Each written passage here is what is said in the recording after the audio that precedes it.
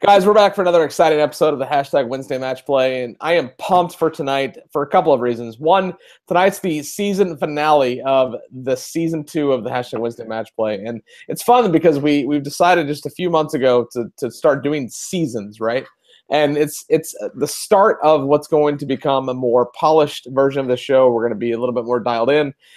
Also, we only missed 2 episodes all year, and one of those episodes, the guest was in Ajman, so I'm going to allow that to be a little bit of a technology thing, but it's been a fun season. We've had a ton of great guests, and it's just been fun getting to know new people and share new stories, and anywhere from the PGA Tour, we've had the LPGA Tour on, we've had brands, teaching pros, golf instructors, you name it. We've had a gamut of stuff. And tonight, I am pumped because the lady that joins us tonight is a golf coach for a college golf team who I got to meet. And it was a couple of reasons why I met her. One, because I was hiding out, escaping Hurricane Irma, and I got the chance to go over to Idle Hour Club. I was staying with my good friend Brandon Stooksbury, and he is a legend in the golf business. And he's over at Idle Hour, and I was sitting there literally working from my laptop, and here comes in Michele, and this is fun. So her name is Drinkard, but it is Drunkard without the U. So I got a glass of wine in front of me, so we'll see how tonight goes. So it is a kind of a special occasion. Thanksgiving is tomorrow. A lot of things going on. Very excited to have you on the show. Welcome to the Hashtag Wednesday Match Play. Thanks for having me. So you kind of came in last minute because tonight's guest actually had canceled, but you were on the top of my list of who I wanted to come on in season 3, but forget season 3. You're on season 2, season finale. So don't be nervous. This half an hour is going to fly by. We got a bunch of questions. The Hashtag Wednesday Match Play is presented by Eat Sleep Golf. We have a bunch of questions for them. Let's just jump into it. So you are the golf coach for the women's golf team at Mercer University. Tell us a little bit more. Give us the 10,000-foot view of that program, the school, your role there, kind of just what is that program like, and how did you originally get involved with that program? Well, I'm in my 3rd year at Mercer, and so our program is about a great group of ladies that are really working hard. We've got a great culture, and we're trying to make Mercer known as a golf school as well. It's a private institution in Macon, Georgia, 5,000 students, academically very high up. They are truly student athletes, and we're building this program into a top 50 program, and it's going along quite well. That's awesome. So where were you before coming to Mercer? What was that like? I mean, were you in the golf space, or did you just get into that when you got to Mercer? What's your history like? Coaching wasn't. I'd never really thought about coaching. I'm a PGA member since '94, and I really thought I would be on the teaching side of it for forever. And I moved back home to Birmingham, Alabama. I live just north of that in Coleman, and I'm over at my mom's in Guntersville for the Thanksgiving break now. But I moved back to Birmingham and was teaching at a private club there in Birmingham and at Hoover Country Club, and the Birmingham Southern approached me and said, "Hey, you want to come help out?" And they had just had a Division I program, and I said, "Sure, I'll come help out." And they said, "Well, to do that, you got to be an assistant coach." And I said, "Okay, I'll be an assistant coach." So it started that way, and then eventually they named me the head coach there. We went to 35th in the country for a school that was only 1,700 kids, and then from there I went to Ole Miss for 7 years. And then from there, I found my way to Mercer. That's awesome. Well, what a journey that's been. That's really cool. And you and I got to spend a couple of days together when I was in Macon, and it was just fun just to be there in that environment. And the club is fantastic, and just the whole setup and the environment that the girls have to practice and to play on. And I got the chance to play the course, and just an awesome layout, like fantastic property. So over the years, and you've only been there for a few years, but what have been some of your most memorable moments working at Mercer and with these girls? Well, I think the most memorable moments is when you're with the girls and fun things happen. Records are broken, or just some fun music in the car, and those kind of things. So those are the most memorable. Just the fun things we do, the places we go. This last year we got to go out to Hawaii and play at Kapalua. And so, none of the girls had been out there. And I know you're appreciating that with the Troon Golf Course, right? You got it. It's a special place. I have relatives out in Maui, and so it was a special place. And I've gotten to take all of my teams there, so it's a big. To me, it's something that my heart will always remember. And the things we've gotten to do, going to see the Black Beaches, and playing some golf there too. But the girls, we played some great golf out there. We got to play with Arizona State, who eventually won the national championship. And one of my players, Lauren Lightfritz, got to play with the girl that won the national championship. So, you see what's there and how good they are, but then where you stack up and how much better, not how much better your game needs to be because it's there. It's just you've got to be consistent and do it. So, those are the most memorable moments to me, and to see their face light up. Number one, smile and have fun. That's awesome. Well, I played today, and I played so bad. I don't think I've smiled since I got up this morning, so I don't want to talk about smiling on the golf course. I'm mad at golf right now. But now, you obviously work with some very talented golfers. Any of your players now or in the future going to potentially go to the Symetra Tour, LPGA Tour? Kind of what I know the journey for the PGA guys, but kind of what's that journey been like, and have any of your students gotten to that point? I've had several players out there that I've taught through either private instruction or on my team. Dory Carter, who's from Valdosta, Georgia, who played for me at Ole Miss, is on the tour and doing very well. I get asked all the time, "Who's your favorite player?" Well, it'd be Dory Carter out on tour, right? But she's doing quite well. I've had some on quite a few on the Symetra Tour. It's just a tough road to get out to the LPGA. And I understand they're going to make it tougher in the way they're getting ready to change the criteria and the tournaments and all that to get out there. And I'm not really up to speed on it, but it sounds like it's going to be tough. So you collect golf pencils, and you have a pretty impressive collection. And actually, about a week or two ago, I saw you post. I think we call that hoarding. It's professional hoarding whenever you have them that collected, right? So I collect Tiger Woods memorabilia, and it's beyond hoarding what I do with Tiger. But golf pencils. So do you collect them of courses that you've visited, that you've played? Do people send them to you? Kind of what's your strategy there? Well, I was forever without a pencil, and so I've tried one of my assistants bought me some one of those mechanical pencils, and don't buy those because I'm going to lose them. So it was just more or less not having pencils. So instead of just grabbing one pencil like the average person does, when I walk up and see pencils, I grab a handful, and so then you end up with a handful. And if you do that, over day after day, you end up with drawers full. And so but some are special, some are real special. So like my pencils from Kapalua that are sitting in the drawer, I won't use. They'll just be in the drawer. I just look at them, and we played in the Golf Week, hosted a tournament out at Red Sky out in just near Vail, Colorado. And so the pencils there are kind of special. So I probably won't use those. So that's awesome. Well, if you need one from Tiburon, let me know, because I know we're going to host a tournament there, right? I am working on that. We just had the LPGA Tour CME Group Tour Championship, so that was a pretty busy week. This week, we're kind of wrapping that up. Next week is the prep for the PGA Tour event. So name another property in the country that hosts LPGA and PGA Tour within a 4-week span. So what are you missing? It's in my inbox. You need a college tournament. So I am working on it. The director of golf has it in front of him. And we are very, very excited to explore that with you. So just so you know, I didn't forget about you. I haven't not responded on purpose. I'm just working to get you in the right hands, and it will happen soon. So now you got a chance to meet Annika Sorenstam, and you've probably met her in the past that, but you got a chance to spend the time with her recently. Tell me more about that. That was a pretty cool experience. Yeah, we got a call to the day after our win. We defended our title there at Idle for the Idle Championship there. And so we got a call to go listen to her speak at a luncheon, trying to promote the game and get more girls involved. And so some of our players could go and some couldn't. So we rode over and got to listen, how she got started in golf, what she thinks is important.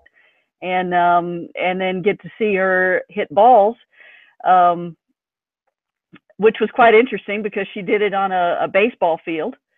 And so, we're sitting there going, okay, well, how far is that fence out there? Well, they do it in feet. They don't do it in yards. Well, there's 3 feet, so we were calculating it out and everything. And then they sent some softball players out to catch them that weren't quite catching the ball. So we're like, catch the ball, or let me go catch the ball. So, but it's every time I listen to her, it's always amazing to hear just some little tidbit that hits home. And I ask my players, what did you hear? And so they'll hear about, how does she focus? How does she turn off her mind and hit the shot? How does she know exactly how far to hit a shot? Those kind of things, what's important to her. So it was pretty neat. That is pretty cool. And so she's a busy lady, right? So she was doing that thing there. She was here last week for the CME for a few days. Yesterday, or the day before, she was in Scottsdale at the Tathata Golf grand opening with Greg Norman, who was just here for a media day a couple of weeks ago, and Jack Nicklaus. So she's definitely busy this time of year, that's for sure. Yeah, she retired, but she didn't retire.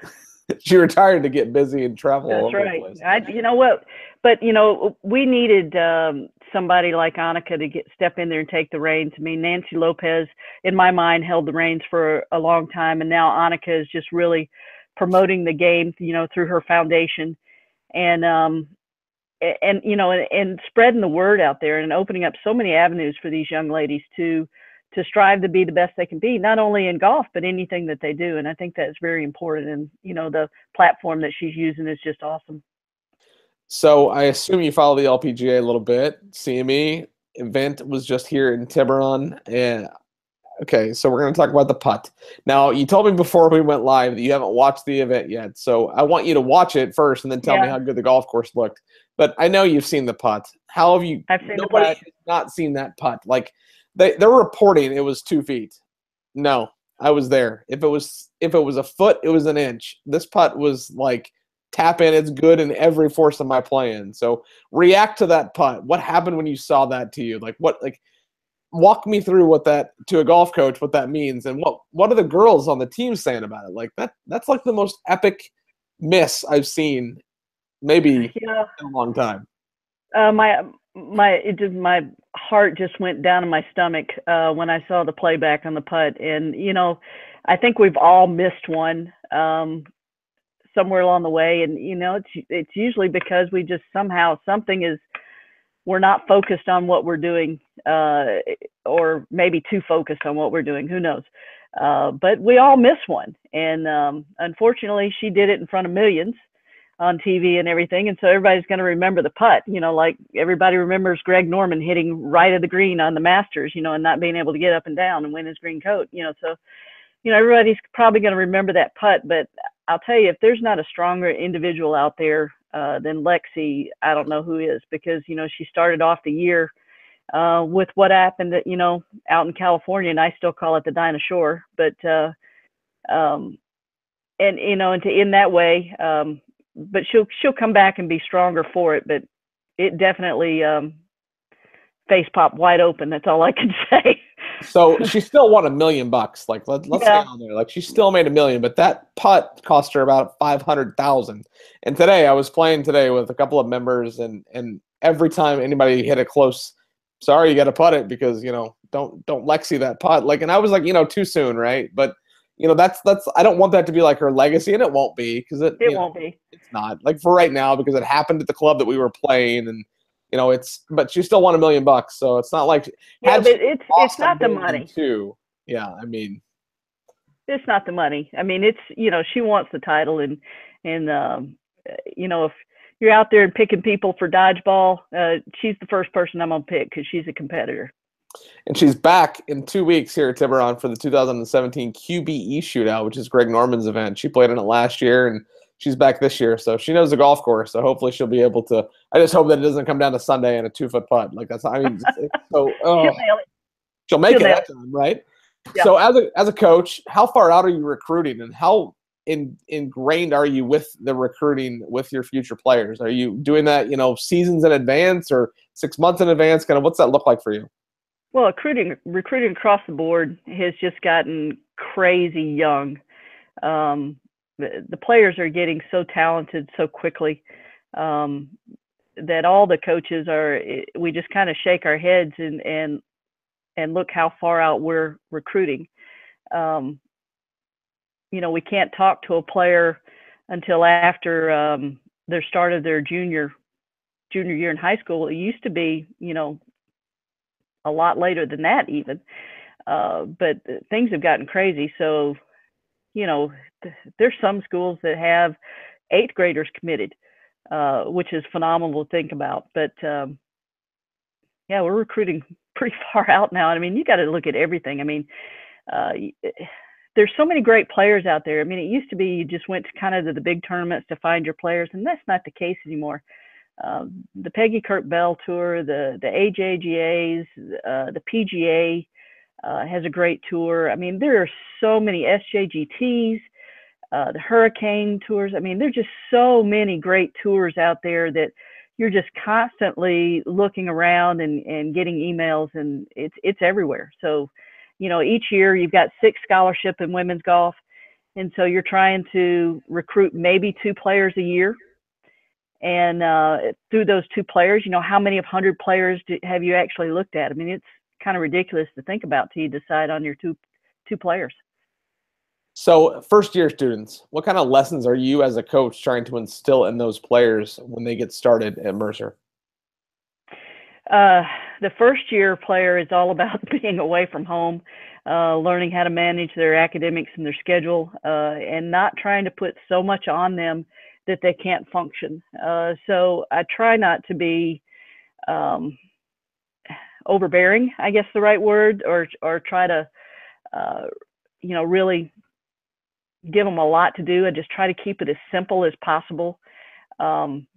I don't like, some players get off to school and it seems like, they'll go home, as an instructor, I used to hear the coach wants to change everything about me. And, I'm just a big believer, you got there because of who you are.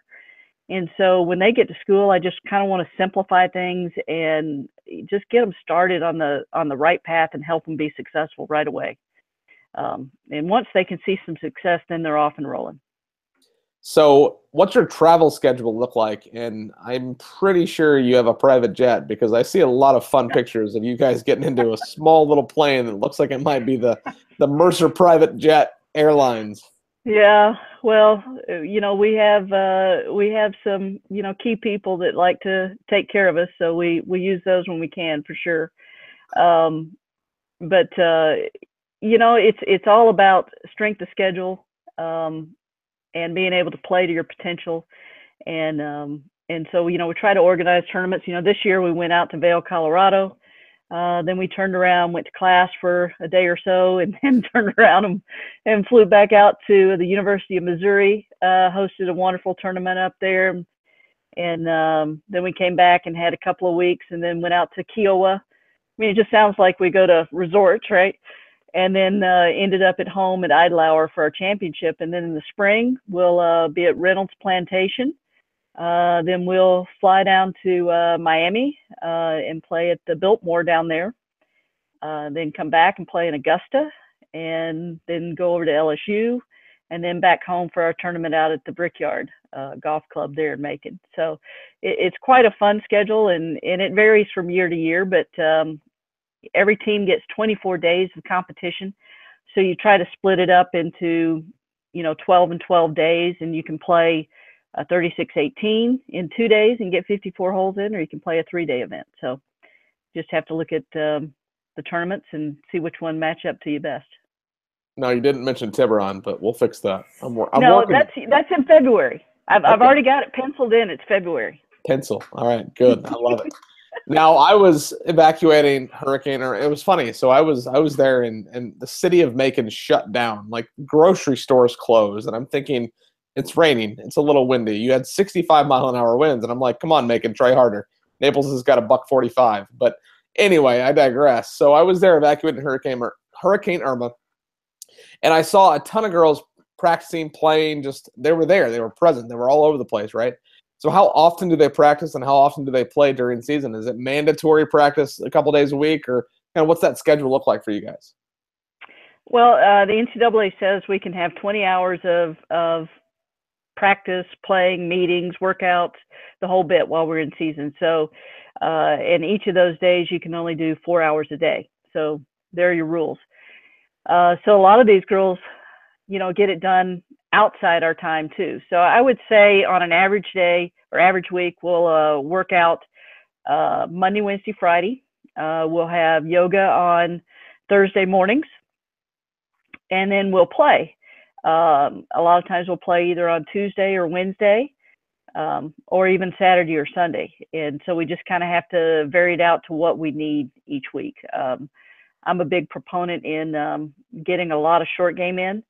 So most of the mandatory kind of time that I require for them is mostly in the short game area, on the putting green, doing some stuff with aim point, or those that don't use aim point. Yeah, getting your fingers up, right? And and working on slopes of the green. Strack-a-line is a big deal out in our golf community now, out in the NCAA world. And so, teaching them how to read greens a little bit better, and our scores. Women's golf is just phenomenal right now. I was at the Mercer, Alabama game this past weekend, and of course I played my college golf at Alabama, and so it was really fun to hang out on the sideline and watch the game. But I'm down there talking with the Alabama coach, and he said, Michele, we probably had our best fall ever, and we were 99 under par as a team, and we only won one time. That lets you know that golf is in great hands right now. So I can't say that Mercer was 99 under par, but we went from my first year being ranked 180th in the country to now ranked 73rd. So where is it? Most of it's in the short game, and so that's what we do a lot of. Well, I didn't have a birdie today, so I'm nowhere near anything under par. So let's just keep that in mind. So Brandon Stooksbury, you work closely with him. He's right there at Idle Hour. He's one of my best friends, and I hope he's tuning in and watching the show tonight. He says hi, by the way. What has your relationship been with him working there at Idle Hour? And I mean, from what I saw, it was pretty awesome. So what's that been like for you and the team? Well, first of all, to be out at Idle Hour and the learning center down there. We don't own our own golf course like some big universities do, but being able to practice and play out at Idle Hour is unreal, and to have the resources that they have. And in these 3 years, getting to know Brandon has been incredible for me, because he is very knowledgeable about the game. And so, anytime I have a question, I'm just busting down his door asking a question. And we'll talk about it, and sometimes it's a good debate, and sometimes I'll really learn something that I didn't really know a lot about. So it's been a great relationship. Ray Cutright, who's the director of golf out there, has just kind of opened the arms of the club to us, and they've really taken us in. And we've got, Neil Johnson, who does all the club fitting out there. We've got everything available to us that nobody has. We've got a fabulous par 3, 6 holes, bent grass green down in Macon, Georgia, the furthest south of any course in Georgia. And so we've got it all right there. It's just terrific to be able to have that resource. When you talk about short game, I heard Brandon knows a thing or two about wedges. I'm just saying. The wedge book? He does. He does. He does. He does. That's awesome. I was always a leading edge person, so I've had to kind of rethink this a little bit, because he's a bounce guy. And, I see it, and I see it more now, so I've acclimated a little bit. I won't say that I'm totally switched over, because I do like my leading edge still, but that's an old school thing. Well, today I hit, like 4 greens, so I need that wedge book in my hands pretty much while I'm playing. I don't know if that follows the rules of golf, but today was a pretty aggressive day, left, right, left, right. Who are some of your standout players in the team right now? And obviously you mentioned a couple in the past, and do you have any that you're looking at to add next season? Kind of what's that look like for you? Well, standout players, all 9 of them, from top to bottom, we're pretty strong. Got great senior leadership. Hannah Mae Deems is our senior leader, along with Jalen Tyndall, who's also she's not quite a senior. She came mid-year, so she'll have one more semester, but to me, she's a senior. And, it starts with your leaders. You got to have leaders on the team, and I've got a couple of good ones that really are vocal and really help these, help me mentor these young ladies. Peyton Shannon had a good fall. Think about a 74 scoring average. Therese Romeo had a good fall with a 74 stroke average, and everybody else is hanging out around 75, 76. So, now it's time to take the next step and lower it down to, we got to get some 73s and 72s in there. That's some pretty good scores. Yeah. Wow. So it's funny. So I run all the social media for Tiburon, right? And the PGA Tour has these guys are good. Well, the LPGA needs to use these gals are good because they are silly how good they are and the shots they hit and they don't miss fairways. I mean, it's just straight all day long. They're so good. Now, before we went live, I didn't tell you this was going to fly by, so we literally are almost out of time. We got one more question before we jump into our back nine. What's the future of Mercer Golf look like? I mean, you're talking about the players that you've recruited, and you got a pretty solid team, right? But what's the next 3, 5, 7 years look like for the program, and where are you hoping to take the program in your current capacity? Well, to the top, of course. So everything's a step. I've always believed in you take a baby step, and so we've taken several steps so far, and we just got to keep making goals that we can attain and goals that we don't quite reach yet. And my number one goal is to get this team into the NCAA regional tournament. It's something they haven't done, so that's our next immediate goal.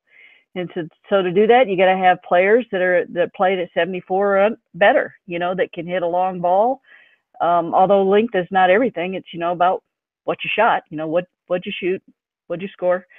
But that's kind of the next step, is to recruit the players in and play hard. That's awesome. Well, there's no question, based on the work ethic that I saw just a few days that I was down there at Idle Hour, and the attitude that you bring to the game, and the goals that you have set for your team, there's no question the top is very near in your future. Now, before I let you go, first off, thank you for coming on the show. This was awesome. I literally feel like we just started and we're already at 30 minutes. So what an awesome way to wrap up season 2. But before we let you go, I have this segment called the Back Nine. It's just 9 fun random questions. You ready? No. No? Well, too bad. Here we go. You're the first person that's ever said that. That is fantastic. Document that as the first time. What is your favorite hole at Idle Hour? Favorite hole? Gosh, they're all good. Really good golf course, that's for sure. Yeah, I like 2. I like 2 with the water in front. I mean, you get to the tee, it almost looks like Augusta National, hitting down to a green that's very skinny with water in front and a bunker, and yeah. I'm pretty sure I went 30 yards right on that hole, and I might have lost a ball, but absolutely. What golf ball are you currently playing? Practice balls out of my shag bag. Funny story. So all of the golf balls they hit over the weekend, some of them got mixed into range balls at Tiburon. And today I'm on the range and I see a Pro V1, and I was like, "Oh, cool! Put it in my bag. It says practice on it. I don't care. It still plays this." Well, one of the things we do during a practice round is I just throw out balls in the various areas so they can chip to certain places, because we seem to not chip enough while we're out practicing. So I'll do that. And so all the players will start playing the practice balls. And I'm like, y'all got to give those back. Number one, Hannah Mae, she'll get all of them, and they never come back. So that's awesome. So what is your favorite golf movie? Well, I'm old school, so I've got to go, gosh. Please say the Bagger Vance. No, I got to go Caddyshack. I'm old school, so I'm the old Saturday Night Live. So I mean, we reenacted the part where it floods and it rains, and Oh yeah. Yeah, we've done that. Have you seen Tommy's Honor though? Because that's a pretty good. I mean, the history of the game and. Well, those are all good, but I mean, come on. Yeah. The heavy stuff is not going to come down for a while. I mean, come on. Yeah. Who is in your perfect foursome? Well, I'd say Nancy Lopez. I'd say Condoleezza Rice, because she would either one, but she'd have to get us onto Augusta. So that would, I'd have to have her in the group. Gosh. Seve Ballesteros, because he could get up and down from everywhere. And he was gorgeous to look at. Hang on, that's 4. You're done. Oh dang it. Then behind me is playing Arnold Palmer, and Yeah, it just keeps going. I mean, no fivesomes allowed here. Where are you playing this weekend? I mean, surely you're traveling, so you got to be teeing it up somewhere. Oh no, it's football time. It's football. It's Thanksgiving and football time right now. I don't follow any sport but golf, and I only follow golf when Tiger's playing. So yeah, I get to follow golf again next week for at least a week. All right. What is your favorite restaurant in Macon, Georgia? I went to a couple of pretty good ones. Yeah. There was a pizza place that we went to that was awesome. Yeah. Favorites. Well, team will laugh, but I ended up at Barbaritas a lot. I ended up at Jimmy John's a lot. And those aren't really considered. Come on now. It's not considered restaurants, but I'm just telling you where I end up a lot. So I end up at Margaritas a lot. So yeah. All right. There you go. So let's have a drink. Beer, wine, whiskey? Probably Coke Zero. Okay. Well, just so you know, Coke Zero tastes better with whiskey in it. I'm just saying. No. No. I got wine now. I'm gonna go to beer. Like a segment of the show should be like the show is done only when I finish my glass of wine. So I got one more drink. But now you may or may not know this, but I'm Tiger's biggest fan. He's all around me, and he's coming back this next week. Do you think he breaks Jack's record? Why or why not? And please be careful how you answer this. I think it's up to him if he breaks his record. Ooh, good answer. I mean, I'm a big Tiger fan too, so I'm always going to answer, and I'm always optimistic. So yes, I want him to break that record because records are made to be broken. And I am a huge Tiger Woods fan from the get-go. In fact, when he won his first PGA at Medina, I was up in the Chicago section at that time, the Illinois section, and the head pro there got sick, and so I got to go fill in for him. Where does he fill in? On the 18th hole as a rules official. And I said, oh, please, God, don't let there be any rulings on this hole. Thank God there wasn't. And so when he walked up to the green, I was in the rough right at his shoulder, walking all the way to the green. So, yeah, I'm a huge Tiger fan. He's going to break it. That is awesome. Best answer ever. You may, I mean, I don't know if Scott from Eat Some Golf paid you to say that, and even if he did, I don't care. That's fantastic. Awesome. And what is next for you and the team at Mercer? What's the future look like right now, like in the next 3, 5, 6, 7, 10 months?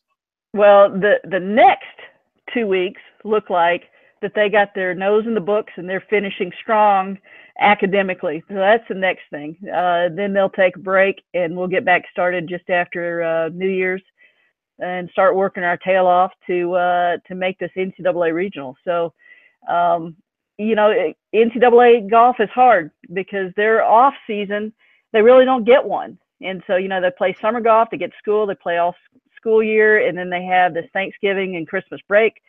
And that's pretty much it in the college golf world. So as soon as they get back, we get back rolling. That's awesome. Well, I'll be following along, and I'll make sure everybody here in the Google Plus golf community and in my world is following along because it has been awesome to, 1, meet you, and 2, follow along with what you're doing here at Mercer. So thank you so much for coming on the show. This was awesome. I was trying to get you on in Season 3. Forget that. You're coming on in Season 2. You're the season finale of Season 2. So thank you for your time. I know it's a busy weekend because you're up there. Well, I mean, football. I don't know what's going on there. Football, that's all you. But you were able to take some time out, so we appreciate that. This will get shared to Facebook and Twitter and Google Plus, the whole 9 yards. It'll be on iTunes, Google Play, anywhere you want to find the hashtag Wednesday Match Play presented by Eat Sleep Golf. You can find it. And as always, on the hashtag Wednesday Match Play, you have to remember to eat, sleep, golf, and have a happy Thanksgiving.